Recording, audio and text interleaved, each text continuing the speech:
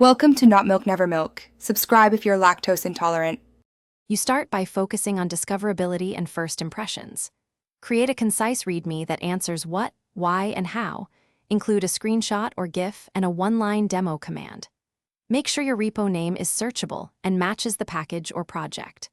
Once done, pin that repo to your profile and update your profile picture, bio, and contact email so contributors and employers immediately trust the account. You now make the repository usable and trustworthy. Add license, contributing, and a code of conduct so collaborators know boundaries and rights. Create issue and pull request templates to reduce noise, then use labels for priority and type.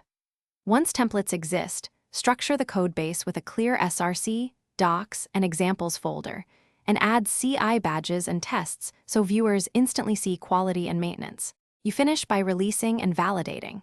Tag a semantic release or version and include a short change log so users know what changed. Then confirm the README links and badge statuses.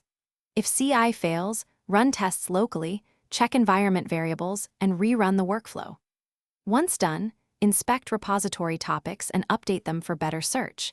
If visibility remains low, tweak README keywords and repin higher priority projects to surface relevant work. Thanks for watching. If this was helpful, leave a like and consider subscribing. See you next time.